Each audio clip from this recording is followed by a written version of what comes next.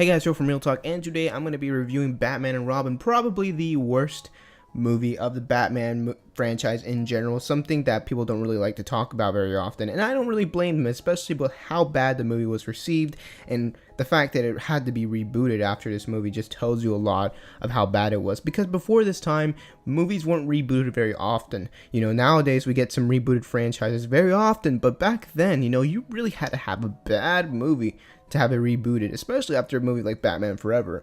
If we had a movie like Batman Forever in today's generation, then Batman would have been rebooted, recasted, redirected, everything. But the movie was given a sequel, and that sequel is Batman and Robin. So before I review it, let's go through the plot of the movie. And if you want to skip that, just click right here at the bottom of your screen to skip to my review and see what I think of the movie. But until then, let's go on with the plot. So we begin with the failed attempt from Batman and Robin to stop the new villain, Mr. Freeze, played by Arnold Schwarzenegger, from stealing a new case of diamonds. They learned that Mr. Freeze was once a scientist named Victor Freeze, who became dependent on a diamond-powered Sub-Zero suit following an accident in a laboratory while trying to save his wife, Nora. Nora was suffering from a terminal illness disease called McGregor's syndrome.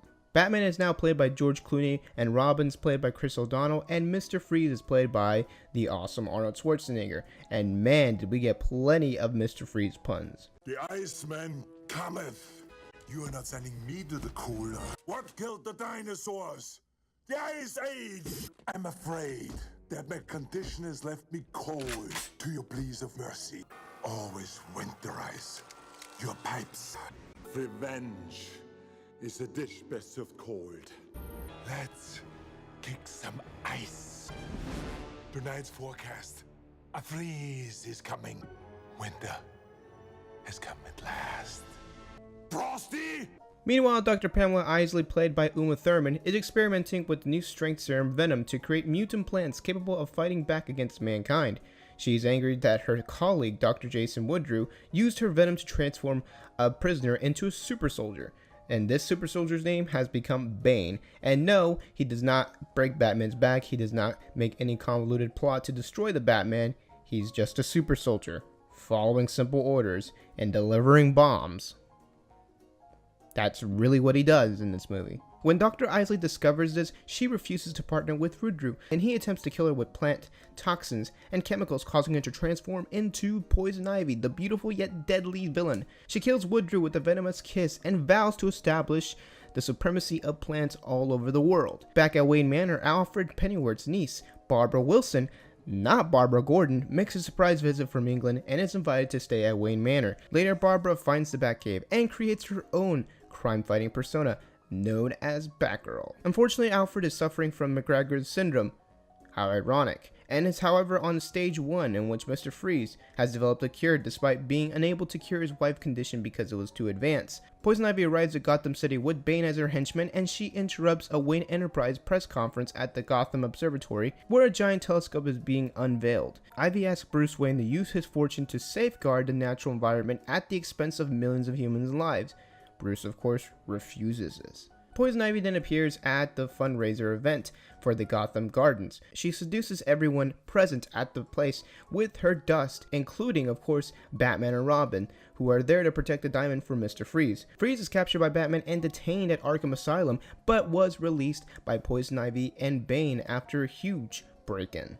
Poison Ivy then cuts off Nora's life support in an attempt to make Mr. Freeze become more angry and more ruthless towards ending Gotham. Later, she tells Mr. Freeze that Batman in fact killed his wife, persuading him that they should destroy Batman along with the rest of the city and society in general. They plan to turn the observatory's new telescope into a giant freeze ray to kill humanity and to allow Ivy's mutant plants to take over the world. While all this is happening, Robin, under Ivy's seduction spell, is now rebelling against Batman. Robin goes to meet Ivy at a garden hideout where her venomous kiss fails to kill Robin because Batman had prevailed on him to coat his lips with rubber, and apparently rubber lips are immune to her charm. When Ivy discovers this, she attempts to drown Robin in her lily pond and entangles Batman in her crushing vines, but they are able to free themselves when Batgirl arrives and saves the day, but also trapping Ivy in her own floral throne. Barbara reveals herself as Batgirl, and the three crime fighters attempt to go to the observatory to stop Mr. Freeze from freezing all of Gotham. Bane attacks Robin and Batgirl, but they destroy him and restore him to his original human state. Robin and Batgirl head to the top of the observatory and attempt to save Gotham by reflecting sunlight from the satellites towards the city and thawing out the ice. Batman shows Mr. Freeze the video proof that Ivy pulled the plug on Nora and reveals that he, Batman, was the one who saved her. He vows that Mr. Freeze will be allowed to continue his research at Arkham Asylum to cure Nora. Batman asks Freeze, however, for a cure for the first stage of the disease to save Alfred's life. Mr. Freeze then atones his misdeeds by giving him 2 vials of medicine. At Arkham, Poison Ivy is joined in her cell by Mr. Freeze, who vows to exact revenge on her. Back at Wayne Manor, Alfred is cured, and Bruce invites Barbara to join the team. Barbara agrees to join the team and joins Batman and Robin to fight the crime as Batgirl. So that is the plot of Batman and Robin. What do I think of the movie? Well, I think it was a huge mess, and I think that it was a problem amongst a lot of people. I thought that the cast around it was okay, but the directing, again, was terrible. But Joel Schumacher apologizing for the movie was a great thing, and George Clooney and Arnold Schwarzenegger all realized how bad this movie was. Arnold Schwarzenegger even went on Saturday Night Live and did a skit reprising his role as Mr. Freeze and making it even a bigger joke than it actually was. But the storyline was just horrible. There was just a lot of rubber nipples. The camera angles were so over the top. It was just really bad. Watching it now definitely feels more like a parody of a Batman movie than anything else. And that's the way I see it now, and that's the way a lot of people should see it nowadays, because this film did kill the Batman film series, but without that we wouldn't get Christopher Nolan's Batman movies. And so let's get to the rating of Batman and Robin. I will give Batman and Robin a 2 out of 10. I'll give it 2 points for being funny. So that's my Batman review, guys. Let me know what you thought in the comments below. Leave a like for this video if you get the chance. Subscribe for other videos on our channel as well. Guys, it's been Joel from Real Talk. Go watch some movies.